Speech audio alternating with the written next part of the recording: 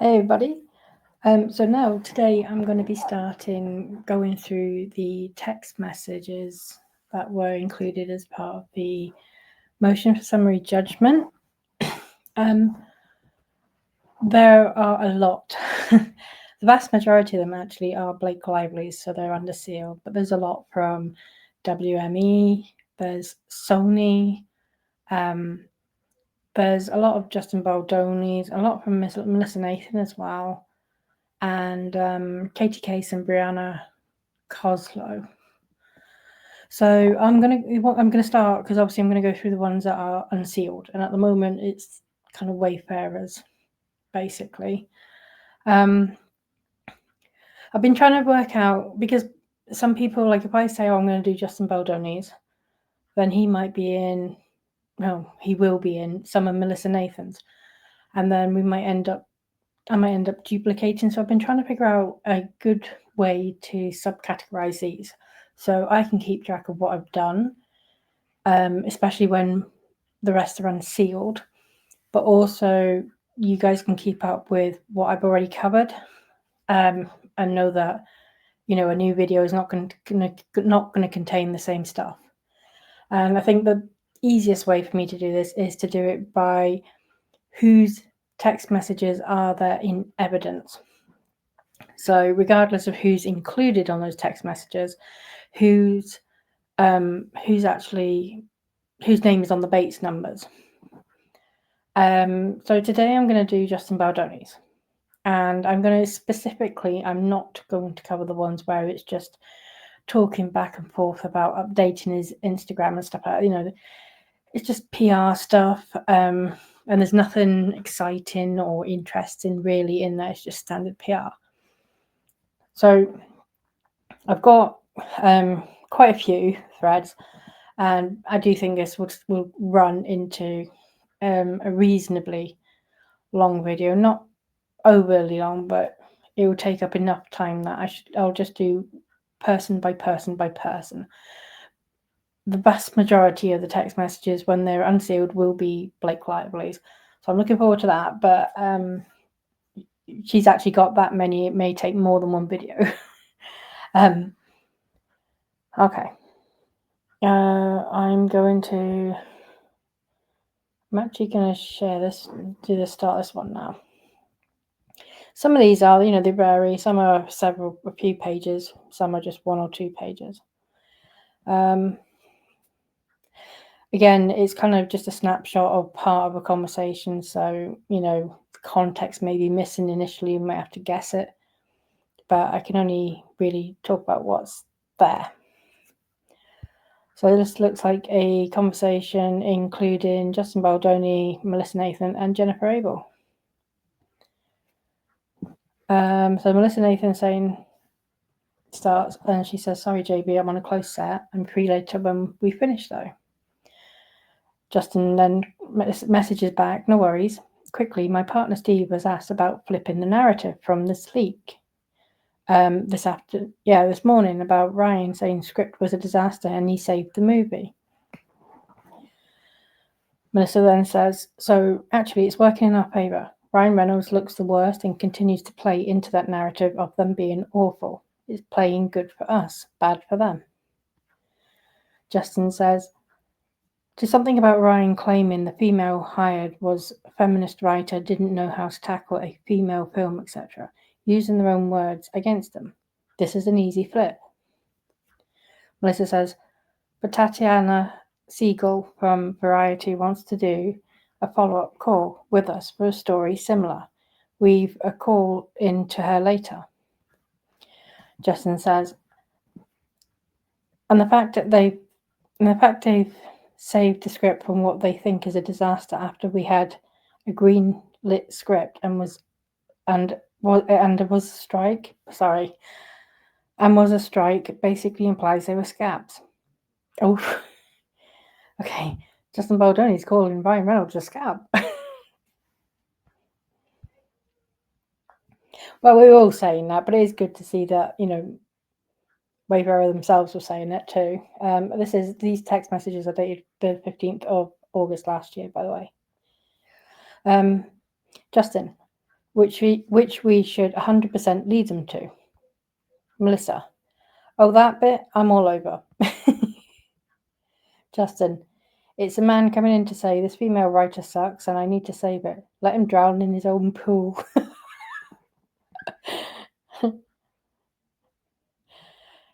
I'm doing it while there was a strike. Melissa, I'm all over this strike. Justin, there's no truce here. Someone should tell his team that we're ready to fight if they keep leaking this shit. I mean, that's Danny Greenstein, Justin's WME agent. Danny Greenstein, it's got to be bad for them. Legal shit. I'm ready. Melissa, our lawyer is prepped and ready. And then Jen comes in. Hi, sorry, just out of my meeting. Justin, the Brian Reynolds story came out yesterday, I believe, and incurred further backlash. Media is already calling us about the scab issue. That's what Melissa was talking about for Tatiana Segal, who is a big film writer. That's a story she's interested in. We need to be smart about how we hit back. Danny G has already communicated this, and his and her teams have been notified. I don't want to lose sight of what the actual issues are. I agree with everyone texting you, Justin, and sending you negative press. It feels like it's building, but it's actually not. The overall narrative is still very pro-Justin. I like Tatiana doing a larger piece on how problematic Blake and Ryan's comments are to the unions. Justin, okay. Okay, well, we hit the ground running there. Okay, let's see what the next one is. Oh, Stephanie Jones. So we have Justin Baldoni, Stephanie Jones, and Jennifer Abel in this text thread. So Stephanie Jones. Jen, did I get back to you? Justin said he could ask them if we want him to. Jen. Hi, can I bring it back up to them? Steph, I know you were thinking about going back to New York a couple of days this week before coming back to LA this weekend. So we were going to look at other times you could see it in New York when you're home. Stephanie, I'm in LA until next Monday. If you can add me to email, I can handle it. Thanks. Jen, if you have time this week, I'll nudge Danny and see if you can come to the lot. Justin, I want my agents to see as well, so maybe the three of them can see together. Just say I would like the three of them to see it. Jen, great. Walking into the office, I'll send a note shortly. This is on the 1st of May, by the way, last year. Jen, loved. I want my agents to see as well, so maybe the three. Oh, she loved it, right? Okay. Jen, do you have the edit from Blake yet? Justin, she won't sign a contract or approved trailer. She's gone dark. She's done dark until she gets another 8 days with her own editor. So we're in a standoff. Stephanie Jones, stop it right now. Justin, I've already given her 10 days with my editor. Steph, you have no idea. Stephanie Jones, it's such unacceptable but not surprising behaviour. Oh. Stephanie Jones gets the cat's claws out to her now best friend. Justin, so Jamie has gone back and said she can have the extra 8 days to get her ideas out, but she has to sign her contract. How did she get the 8 days and still not sign her contract?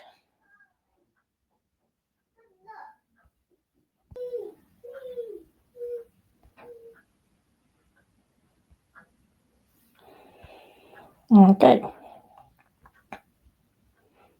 This is Justin Baldoni, Alex Sachs. Yep, on the 5th of April 2023. Alex Sachs, tried you back. And it looks like Justin has forwarded the screenshot of the text message between him and Blake where he's told her about the intimacy coordinator.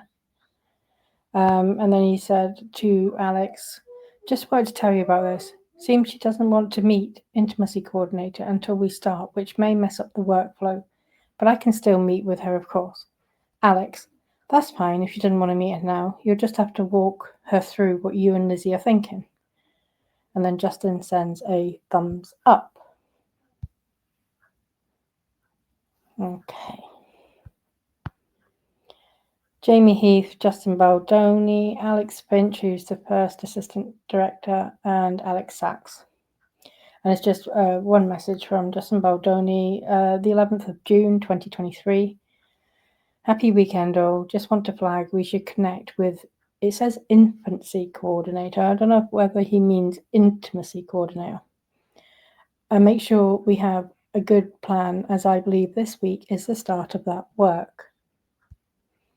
Okay, so that was short and sweet. Justin Baldoni, Melissa Nathan, Jen Abel. This is the 14th of August last year. Justin, just woke up texting Jennifer with all the texts I'm getting, worried about me. I imagine this truce didn't last.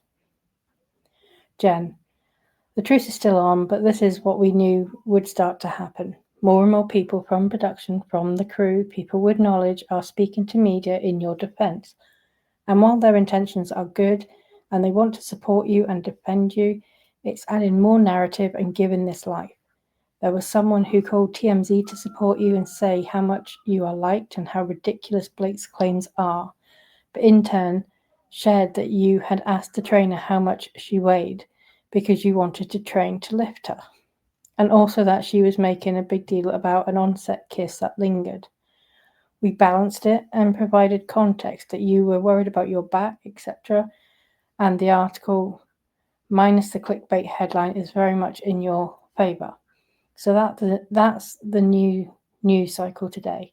It's not Leslie, it's not Blake's team, because it actually makes her out to be worse. Justin, who could have known that? Please make sure they know at TMZ it was my trainer too. We shared a trainer per her suggestion. Okay, so Blake Lively took authorship of Justin Baldoni's workout schedules. Jen, a lot of people. This has been over a year, and yes, it was your on-set trainer, not her trainer. Justin, but he was a damn spy. If it becomes a thing, we can say my hospital infection was due to me getting stem cells in my herniated disc in my back because I was in so much discomfort. And you can point to my IG post from stem cell results that I'm going back to get it done for my herniated discs in my back. Jen, but TMZ already included your history of back issues and the concern of training, so you wouldn't hurt your back. The position is all there and good. The texts you are getting are likely because friends are wanting to come to your defense and support, which is good. You have a really wonderful support group around you. And then Justin does, I can't see clearly, but it looks like 3 praying hands. Melissa then comes in and loves Jen's comment. Old assistant sent me, and then there's some attachment. I don't know what that is.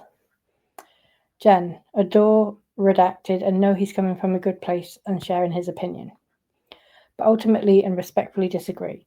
It's not an unusual thing for a celeb who's in the midst of a crisis to hire a crisis firm to help handle. I'm guessing that attachment was something about Justin Baldoni hires Johnny Depp's, crisis PR. Because that was the headline doing the rounds at the time. This was announced when you were already clearly being attacked in the media. We are just as surprised that it became news. But in closely monitoring the comments from fans, it's not swaying their support or encouraging any kind of speculation of guilt. This is not my opinion, but fact. It's something we both are closely monitoring and can easily counter should there be any shift in that narrative.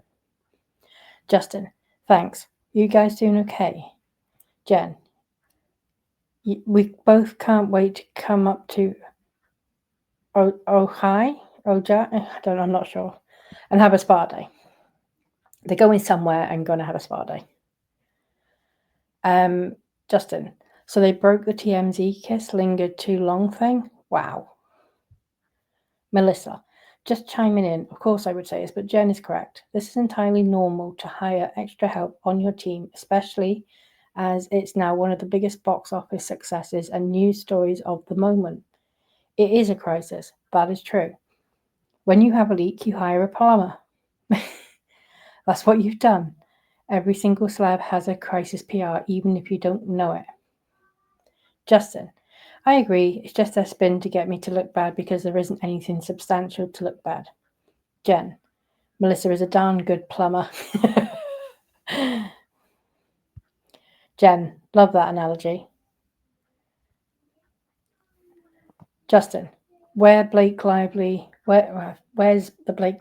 Ryan Reynolds hire Harvey Weinstein backed crisis PR from Headite?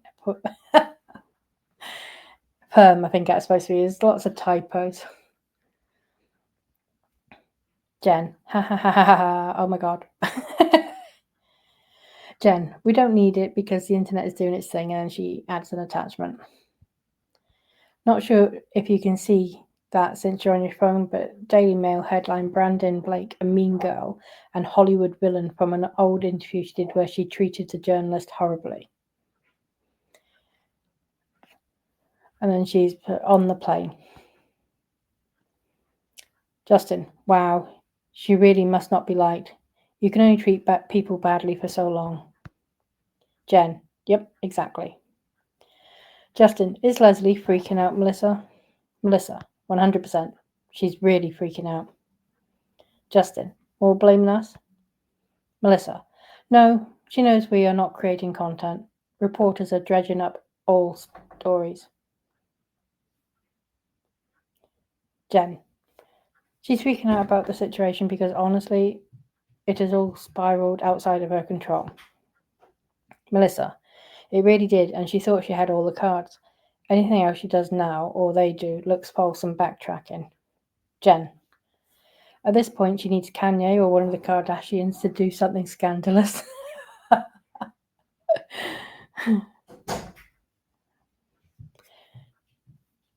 Justin, I've never seen karma happen like this so fast. The amount of prayers we are getting is so beautiful.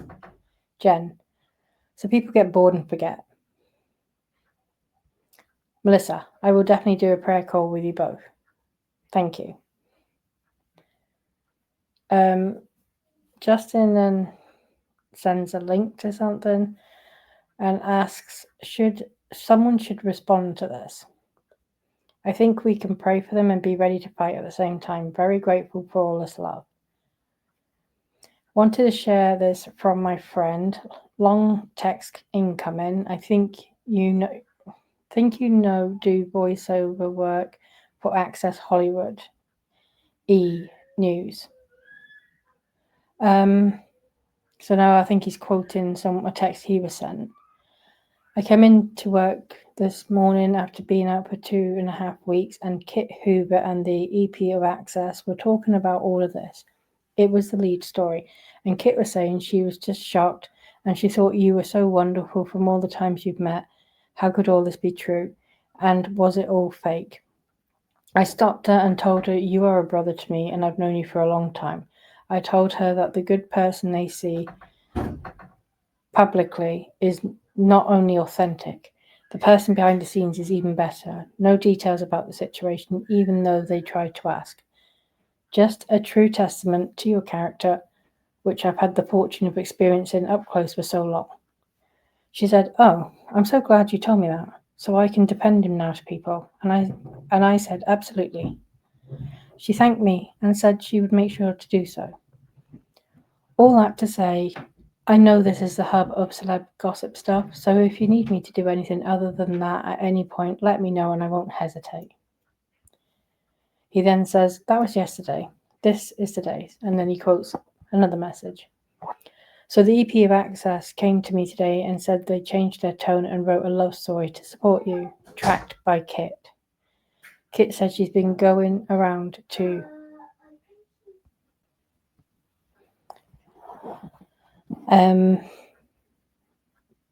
Today's piece is stark contrast to yesterday's. It's called Who is Justin Baldoni? And it's highlighting all the positive things, including you and M. Jen, so good to hear. Yes, your Access interview that you did in the coffee shop aired last night. Really, really nice. Justin, hate to do this text, but I feel I need to. I'm sure you are aware, but I want to make sure you know TMZ is calling people, me today, and I think Shauna, to try and talk about the behind the movie experience and gossip. And on a brighter note, watched movie and you did such an amazing job. Cried twice because of you. Well, 3 times. Twice during your performance, watching the movie, and third if you count you not firing me on the first night of filming. Blockbuster, concentrate on the win. So that was Justin quoting a text he had from someone, and then he goes on to say, this is redacted, who did my hair on the rooftop portion. Jen Abel sends a smiley emoji. She then says, they're calling everybody, huh? Justin, what do I say? Jen, well, they won't get much. Just say thank you so much, and his support is so appreciated. Justin, okay.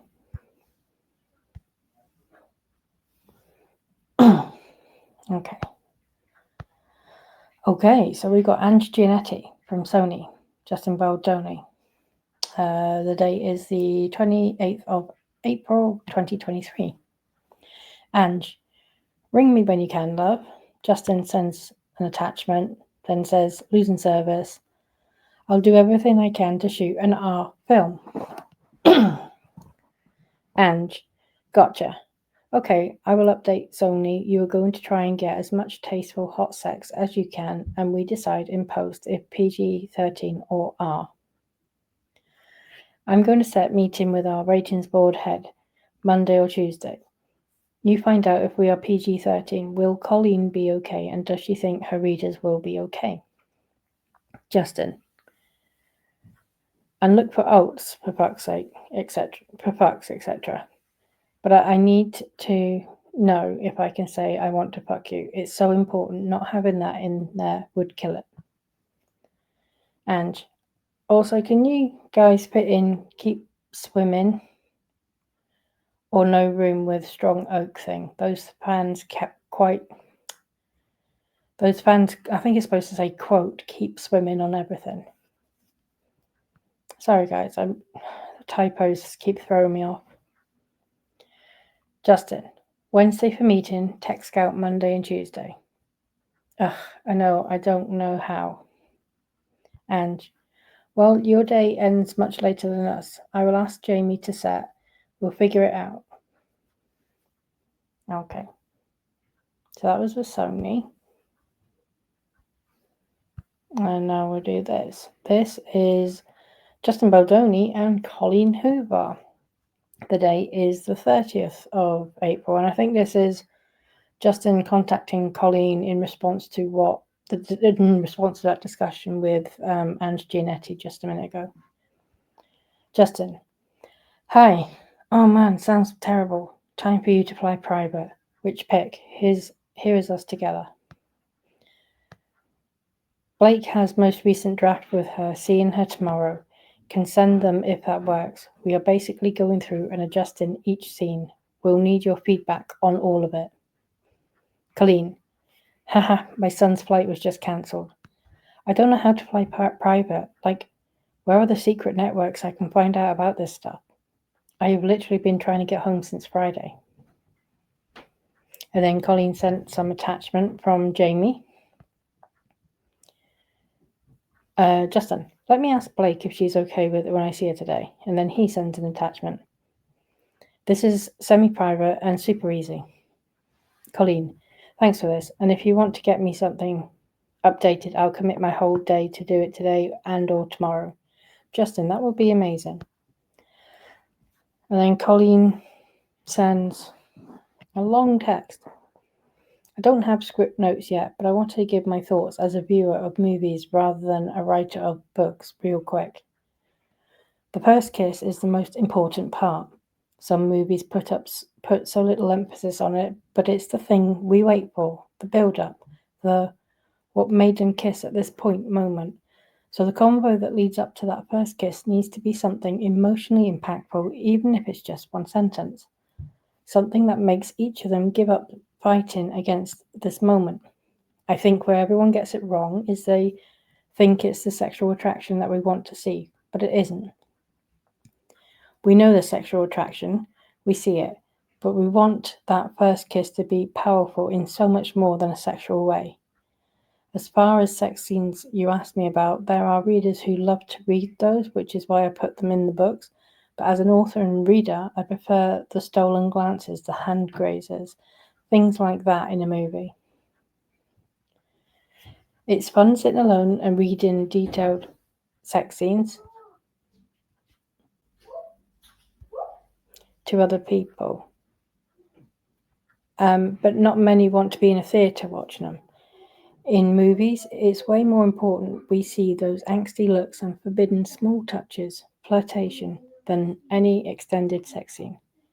Fade to black is always nice in movies. Some of those movies that focus on romance think women want to watch sex, but they couldn't be more wrong. We want to watch love and emotions and angst and build up, and then using our imagination from there is fine. Sorry about any background noise, my kids are at home. Anyway, not saying this as a reader of the script because I have no idea what you guys have done with these parts of it, but I wanted to give you my thoughts on the overall idea. I would love to see as a viewer. I have no doubt you and Blake will be convincing, and I can't wait to see the script updates. Justin, that's actually what Blake wants too. She never read the book and doesn't want to make a raunchy movie, which I agree with. Just read that again. That's actually what Blake wants too. She never read the book and doesn't want to make a raunchy movie, which I agree with. The question is, will people be upset if we go to PG-13 instead of R, because the book is so filled with sex? Like, if he doesn't say, I want to fuck you, what's he say? Etc. He then sends a picture of Isabella Ferrer, titled Young Lily. Colleen, oh my god, it's Blake. How? Okay, let me simmer on this question. Colleen Hoover now. I actually like that she hasn't read the book. I think it's important to have both sides of input. Justin, crazy, right? I think he's referring to the likeness between Isabella Ferrer and Blake Lively. Colleen Hoover. I don't think the book is filled with sex. I don't think the book... Is she seriously saying she doesn't think the book is filled with sex? Has Colleen Hoover read the book? I've read the book. It is a lot of sex. 2 scenes or 3. No. No. There is more sex and domestic violence.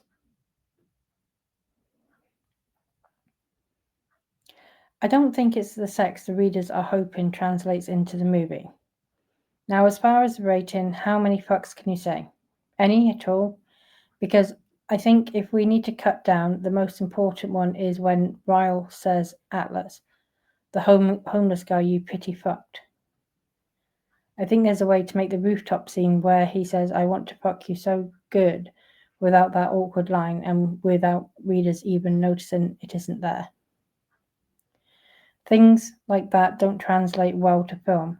That's where I felt 50 Shades got it wrong sometimes. No, 50 Shades was good. Don't come for 50 Shades. The books were great. The films were great.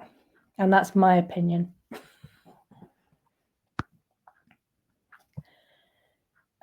Justin sent 5 hearts. Colleen, honestly, this book did not resonate at all for the sex. It was the emotion. Joanna made me add an extra one because she knows what the readers want in their books. But don't be worried about this movie not being sexy enough. I think it's important, and it needs to be seen by teenagers too. And teenagers love angst and sexiness and emotion and anger and a few bad words. Justin, okay, you are awesome. I think I've been afraid to take the readers in a different direction, but it feels like that's what the movie wants. Right, so the fans of Colleen Hoover who were outraged about the film, it was Colleen Hoover's fault. Just laying that out there. Justin, more about the love story with Ryle and Lily. We have to believe they love each other for us to not judge her for staying. Not judge her for staying. Right, she left after 5 minutes. That is not real. In real life, that's... can't believe I'm actually getting frustrated with Justin Baldoni here. My personal criticism of the film was that it just wasn't based on any reality. The same with the book. It wasn't just a film. In the book itself, she literally, I think, the first assault at the oven could have been easily passed off as an accident, and it did look looked entirely like an accident. The attempted rape and the pushing down the stairs, okay, there's no mistake there. That was domestic violence. But she got away at that moment and left. She didn't particularly stay for anything. I was stuck for 8 years in my marriage before I finally got out of it. That's the reality for a lot of women, especially when you are married, you have some kind of financial ties, dependency, the home. Oh, that just frustrates me. No one's going to judge her for staying because we all judged her for getting out of there so damn quick. Right. Sorry, rant over. I will start that text message again. I follow this case because of my feelings, my personal experience and my feelings. But the skills are secondary. But okay, Justin, we have to believe they love each other for us to not judge her for staying. It's different in the book when you have hundreds of pages, but we only have 5 minutes. Colleen, so true. I know we're both swamped, but if you want to Zoom at some point and go through this script, let me know. No one knows my readers better than me. And clearly that's not true. And no one will eventually know the readers better than you. Justin, I do. Blake and I are on flight writing now. I think it's getting really good and interesting. There's a big writer strike midnight tomorrow, so we need to finish script, and then any changes we make have to be not official. Colleen, oh dang, I didn't even realize that was tomorrow night. Okay, I just landed, but I did read the whole old draft I had on the plane and made notes. Let me know tomorrow at any point you're free and I'm yours. Justin, send me those notes and I will apply what I can. Okay.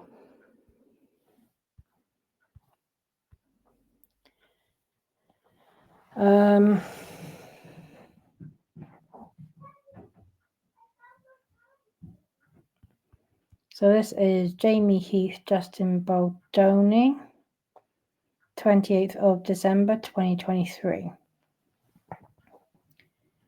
I think there may be other people potentially, but there are some redactions. Okay, Justin, this is what I'm sending. Hey team. I've added in Chris Surgeon, our AD, here to have eyes on this so he can digest at the same time as all of you. I've spent the better part of the last few days trying to figure this out. Everyone knows how I feel about all this and how angry I am that the system is so broken it's letting Blake take over a film and rewrite a movie we spent years developing, writing, and funding. So yes, I am furious and sad, but I will continue to get back up with a goal of getting us to the finish line. I have come to terms with the fact that the only way out is through. I'm waving the white flag and submitting. I'm going to give her 98% of what she wants. I'm sure none of us have the energy to fight anymore. The team who's been working their ass off needs a shooting script on January 2nd. So here's where we are. There are minor things I did to each scene, some I made notes on, and tiny ones I didn't. Most of what I touched is below. The big issues are going to be intimacy, how and what we are shooting for those scenes, and how this script is going to be presented to her with what notes. To that end, we all need to get on the phone and talk through it, as the risk of something innocuous or not meeting her standards could and would very likely be used against me, as it already has. And creativity is impossible in an environment shrouded in fear. By now, we all know what she is capable of. Oh. The rest of the notes below we need to talk through together. Let me know when we can hop on a Zoom tomorrow. I'm hopeful we can find a path forward together, but we must now act as one. Justin. Okay. Then Jamie. Much better. I would change one other thing. First paragraph you say, everyone knows how I feel about this and how angry I am that the system. Just say, everyone knows how I feel about this and how angry I am that. Cut to, Blake has taken over the film. Justin. All this and how angry I am that Blake has taken over our film and somehow rewrote a movie we spent years developing, writing and funding. So yes, I'm furious and sad.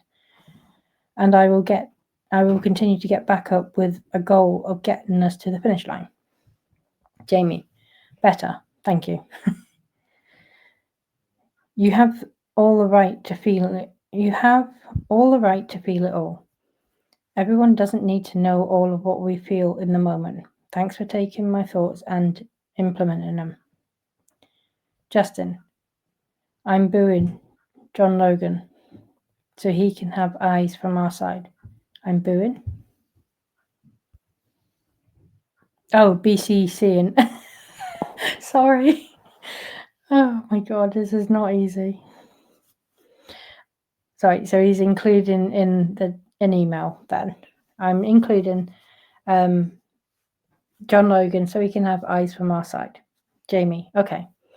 Let him know. Justin, let him know, please. Hope you're feeling better. Jamie, thank you, I will. You too. Love you. Justin, check email. Jamie, at urgent care. For the next bit, don't think I'll make it. Everything's fine. Justin, urgent care for who? Okay. Right, nearly finished. I think this is the last one actually. And this has quite a few people in it. Ahmed Musial, Jamie Heath, Cyrus Sigari, Justin Baldoni, Travis Van Winkle, Andy Grammer, Rainn Wilson, Adam Monshine. This is dated the 5th of January. So this is the day after Penthouse meeting, 2024. Rainn Wilson, any update, brothers? Justin. Okay. Sorry for not giving an update. Last night, there we go. Last night was one of the hardest nights of my life. It's hard to describe what happened exactly. The only way to describe it was an ambush. I had no words. I couldn't formulate sentences. My brain was trying to defend itself when they were needing me to apologize for all of the ways I have fucked up and made her feel unsafe. Ryan was talking to me like a 5-year-old and scolding me.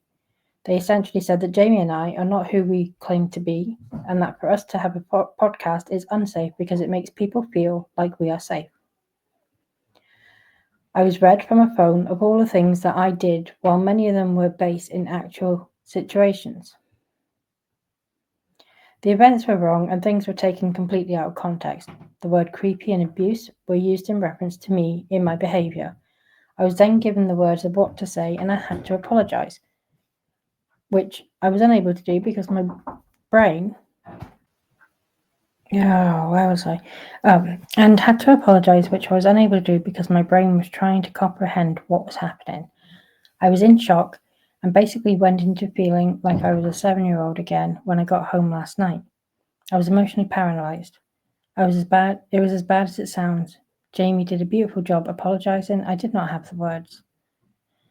I was embarrassed for myself as it happened in front of the team.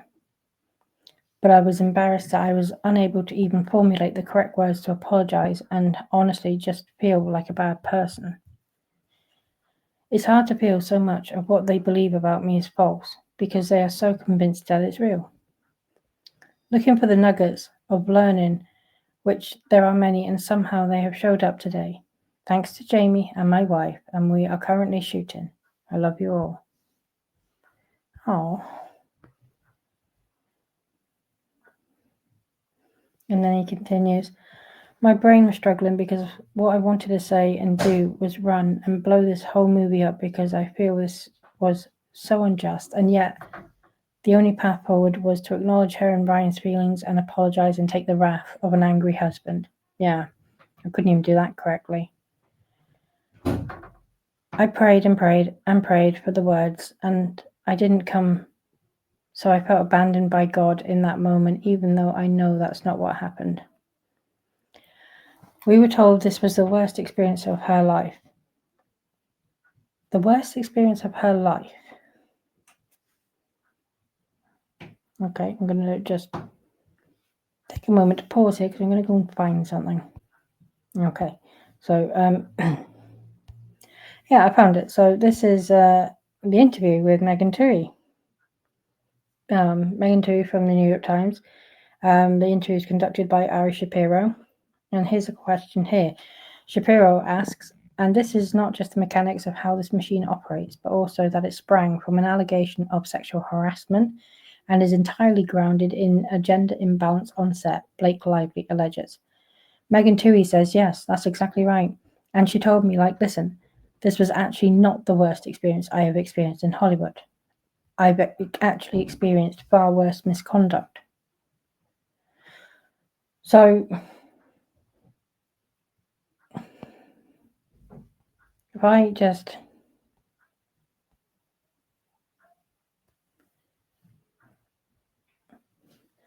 I don't know if I can.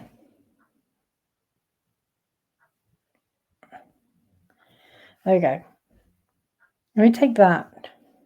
Makes no sense when I flip over here.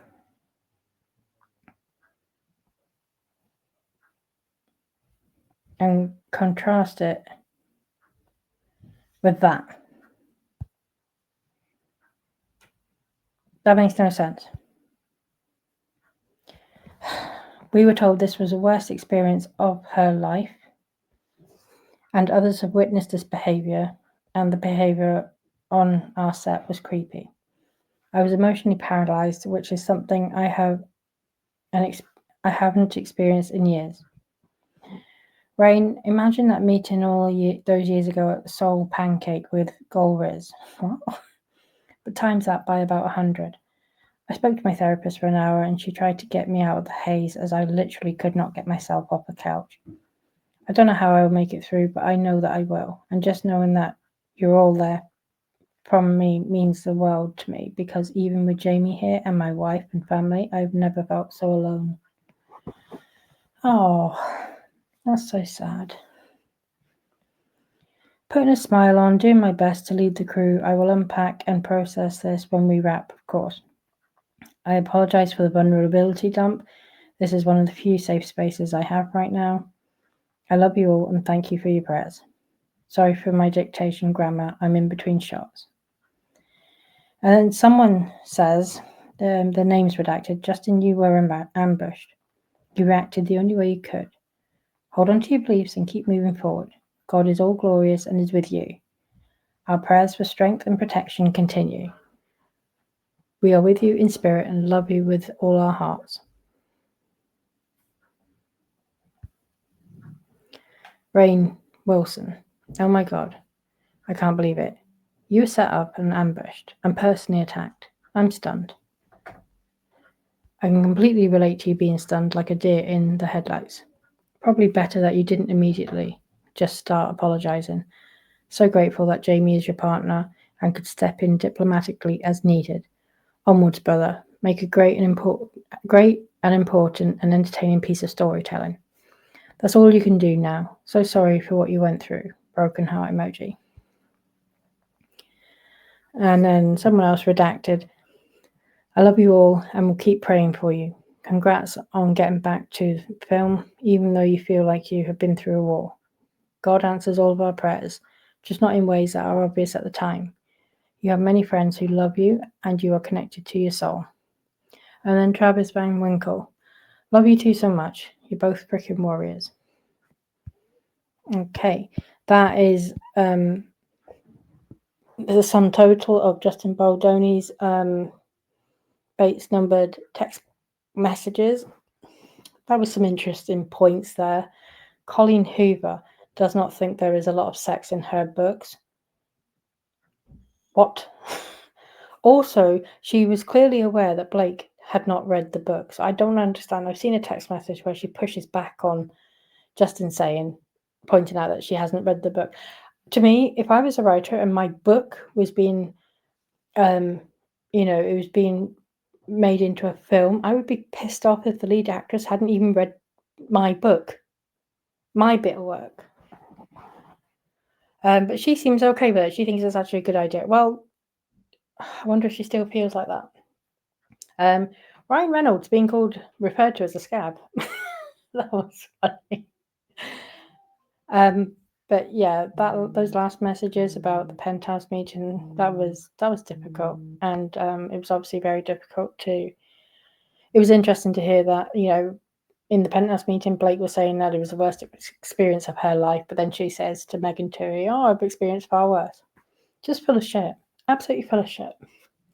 All right, I will come out with part 2 really soon. That'll be someone else. I'm not sure who yet, but thank you for watching my videos. Please do like and subscribe, and if you can, hype. Thank you.